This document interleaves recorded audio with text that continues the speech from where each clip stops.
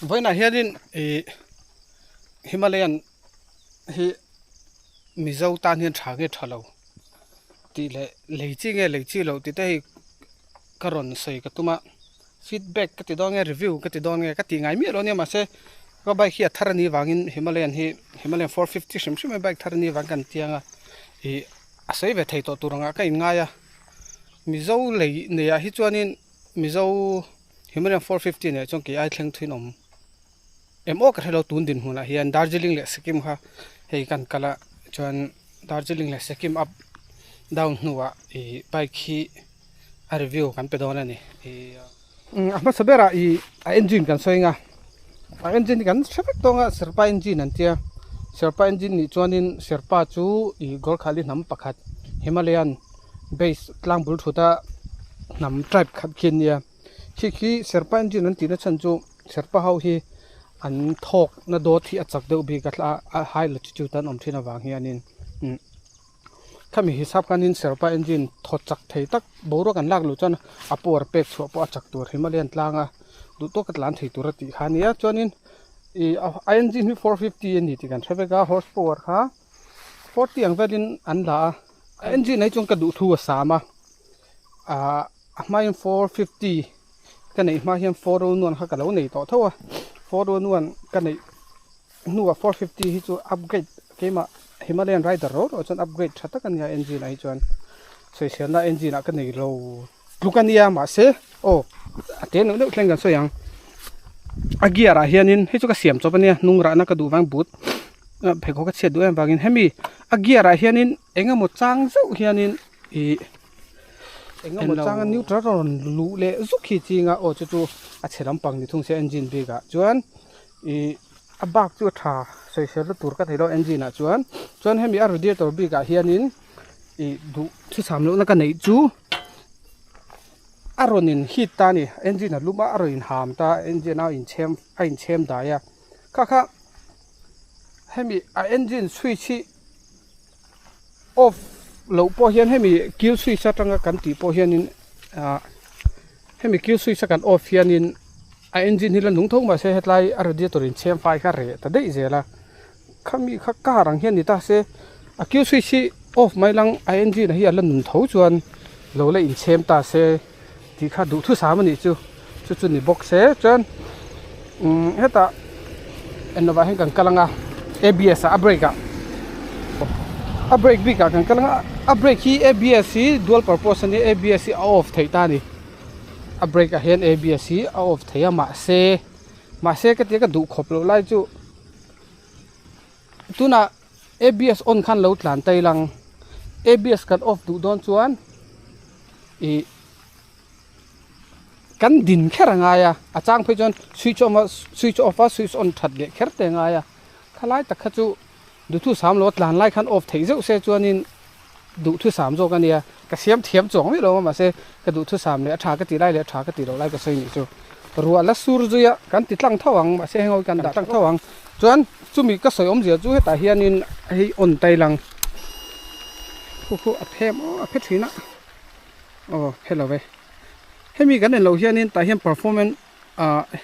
hemi po kan soi kai ngal me yang hemi kan on hian ti khon performance hi khu mod li anga om ta ni performance a khwanin right mode performance a khon ABS on ania khu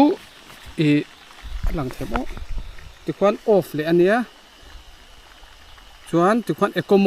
mode thi om bok ABS on ani le ABS off ani le tha kha tuna chon ti khanin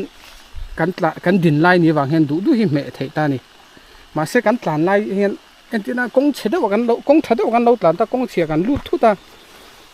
din ngai lo hemi din ngai lo khanin ABS ko entimoni khan off zok thei se chuanin du thu sa mani anga ma se kha thei ta lo wani ABS kha kan off don chon kan din phota a switch achang phei chon ka sayang do khan achang phei chon a switch kan off kan on de kha ngai thina thalai kha du thu sam lo wa brake bi ka ni se chon foru non ne na khai khin chuanin a brake hi chu thato takania a thama ma zo community to rianin ABS a rin khik lut ma thin nu tuka hei hi ABS off hianin tlan hi ka du ma ma zo ka MTB cycle mountain bike ve kan lo khal thang ABS tel lo kha a grip om dang ha kan lo se thiam tho wang hanin i ABS hi off atlan ka duwa chu ta tak chong ka soi le du chu ABS lo off po ni lang ta hian ABS off taila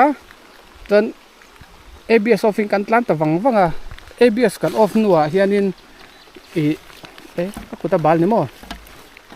ABS kan off nuwa hianin tlan ta wang ila chon ding ilang switch off on le lang ABS ka lo automatic kan lo in on le thina set that le nga ya kha khan ni lo ta box ABS off kan da to ka chuanin off khan om ta wang se kan on le du huna switch off kan off mo kan on mo po ni se hi kan last setting ang khan om thei mai se ka soi ka soi fiang soi fia dan zong tu chuanin kan last setting kha ABS off lo ni ta se a switch kan off ka chuanin ama khanin automatic in ABS ka alo in on le zel ti lai kha chu du su sam lo lai ni box se chuan enga kan soi leng o a body hi chu du thu sama ma se ke ma lo pate nei hianin a sei lu tukhi tlem chon nor chu ati hau tak dewa hei hi ma se toita se chuan hei hianin engamon chu om don engineer hoinan siam sa engineer hoi thatur takan ti sa nia ma se kan du lai kan soi kan ti ha o chon hei hi ai toy se chu kon ring vel nu manga norvel pon nu manga hei hi 450 ni ma se 411 ai khanin himarian 411 ai khanin azang zo ka ama sim sim hi ma se azang zo pon ni se engine off ai ti han norvel han men stan vel hi hau tak zo kani o chuanin soyang deuh khanin akar zau kha hi ahin akar hi thui talo se tlemin tung deuh ta se anuam jok mai theya chuan a seat hi chu ka du thu sama option tama hei hi original seat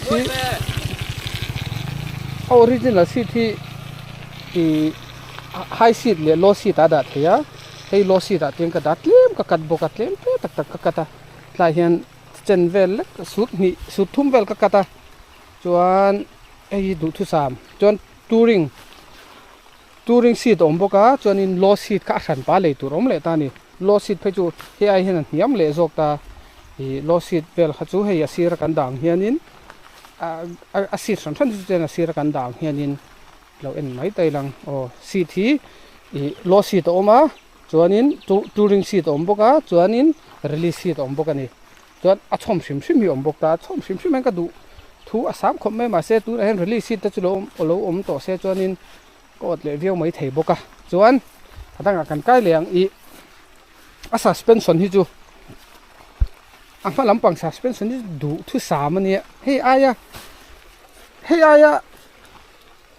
heti ang man a bike heti ang man vela chon hei ai tha hi omin ka hrelowa to wa suspension ania noi thu man bike vela ngai hi chuanin hei ai tha hi chu om kherlo mai theini chon amono sok po hi atha suwa thonia aning ka sia ka chiang chi lowa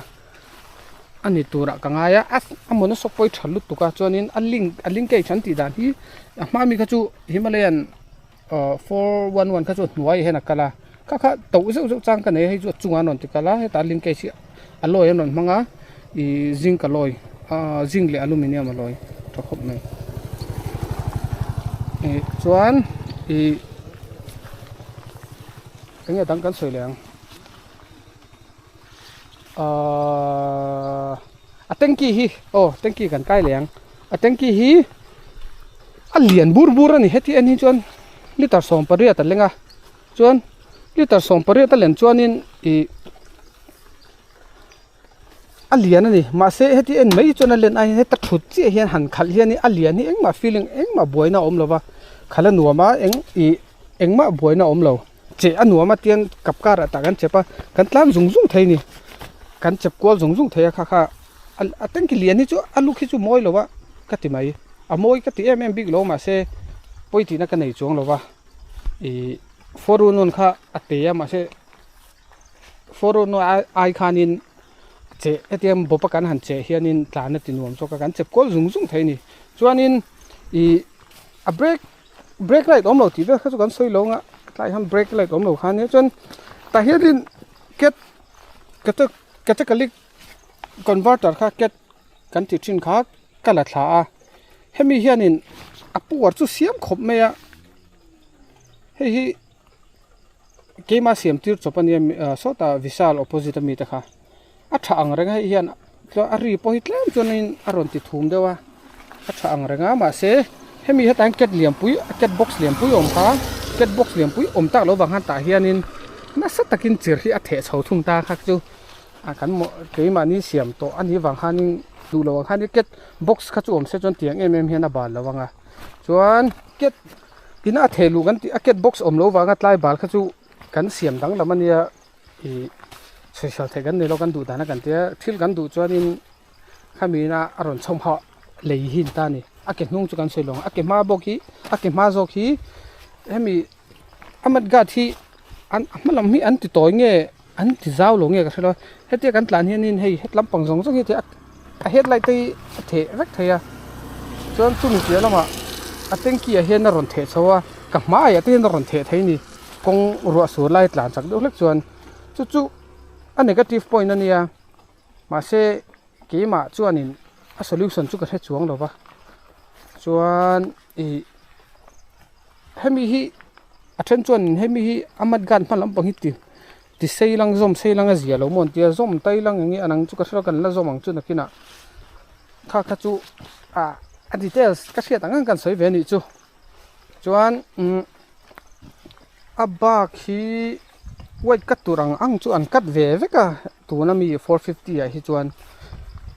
411 te ngai to chuanin white cut tu ring cut deuh vek do ma se a engine a mam body a che si sa hi thiran la manga hi aloi ron ni ve to phei se chuanin hei ai hianin ala zang le zo kang royal field thian aloi hin mang an la mang che lo ni ka sian mang to mai the ma se hemi tuna ka sia china chuanin royal field thian a che si san thir vek an la manga chuan thil pakhat tha ka ti le deuh chu na chi na han atira ama sabera ka soi ka serpa engine an tia khanin a air filter hi ama bike dang ho zong zong chu tlai vela hen an da thin ta ni company bike dang po asi noen da deuh vek tlang puita tuna mi hi ateng ki noen ron da hi tlai zone vela hen om ta ni air filter tlai zone vela air filter om chuan hemi a exhaust poi lo pil zau poni se exhaust su alum ta ave pura chove hemi chan achan ve do ni tui dai tai lang minute engam za chu tui kha dai pui ngam ta ni engine a tui lu don lo tina ni chu wang chuan in air filter ron da sang hi a tha ang renga air filter ron da san hian ta hian in air hi air fan de turan ti ni ka ringa ta air fan te air converter ne chu ta hian a kok lu che hemi no hian ta khon air filter oma ai kan bike hi a thotha serpa engine ani narua ani angkhan serpa ho poi hale chi chu ta po an thoka boi lo ang deuh khanin a thoki a thae me ma hemi 450 le 411 hi a engine na a horsepower le a po chak zong ve zong zonga te a lo zang jok buka horsepower a let donin lo chak a lo chak zoka a suspension na tha engki ma a thave kan aman po to jok ta ma se a to jok ten sim thum ve lang khan na to ta chu ta hian in royal enfield tin anon ti diklo le an negative point ka ti ber a bol race hi 411 la po khanin kan buai to ta tuna hian hei a buk le ta chiani hetlai hi engia cham tak ka hebik lo bol race a buk han ti khanin mi tam zo khi chuanin himalayan bike ne hian a buk ka ti hi enga wa kan ngai don lo ke ma hi chu ka ti ve deuh kher wang hian kan chim lim ve deuh boka bike reflect kan ria bike engine ridik lo le atia kalau sheve deuh to a ti mayang chu wang chetla a buk thak hi ka du lo wa chu wang chon tun apan tlem na buka ma se chu po a buk han ti ham buk em pon lo ma se hei hi 411 te laka kha chon thato takania ma se 450 alo ni to version himalayan version 2 ti mayang ani to na hianin hetlai har sat na ngai aron om le hi chu hetlai takhi chu an negative point ka tingoi ngoi thunga ai ta kan kalang I light hi headlight hi LED manga chuanin LED adim lutuka adim ka ti a eng lo lutuka a original hi bulb mang ang vel khan ni lo wangan thak mai ang bulb phan thak ka ti en mai ang thei khan ni si lo wa mỗi chú mỗi ấy lúc khi mỗi tốt mà xe mỗi đúng khăn lo eng khăn mà mỗi xe mỗi lâu vàng hiện mỗi mà xe ai lâu vàng hiện đủ thu sắm lâu phốc lại thì vua nghe nghe ngay ta chọn phốc lại thì bike tắm tất cả gắn vua thế na ý rồi làm phim phải hậu cho nên gắn vua đều vắt do khi này mà xe ý bike tất cả po hiện cả lo rồi làm phim đều chơi cả lâu là này về xuân này vàng hiện RX ZT lo à chọn ý hay mi phốc lại line tour hi Royal Enfield Himalayan 450 cha align hi anon da chuang ngal to pa che cha angai lo zuk mount top zuk hemi line hi fog light mount tur hi a than pain a than line all anon da sang hal to pani so lai sonin i chimba la zama kan en lokang amoi le ni sa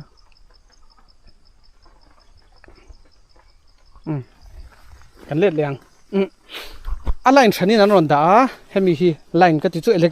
electric line fog light bo na tu ri a thanin anon da sang hal to pa chu an positive point ani vele thungani chuanin nam hetlai a borage ka soi rol khan hemi handlebar mount na la hi a ming ka thelo hetlai hi ei a loose du khop me nge he chan ka thelo hetlai hianin hemi chukla hi hemi a triple claim chunglam pangrok ai bo na a chukla hi bike danga kha chonin angil en lawang deuh top khanin anda thlama se tuna big chon hetlam tang a zoom akon chukhlain oma hnoilam tang akon thoin chuk aron chho jogin omta chu na tinghet lo mani chu ka ti mai maya I achele thina han thluk hlek hian thluk te kan lo ching ve deuh bok sia khoi am kan tlana kong chhe deuh kan tlana bike ta chu mai na ding adin theilo wangin atluk lo theilo wa chu tlai hi angil popin ko na chukla vel lo khan ingil popin chukla ta jok se amman het jok nge mo te ka ti boka aba ka chonin han soi se na tur kala nem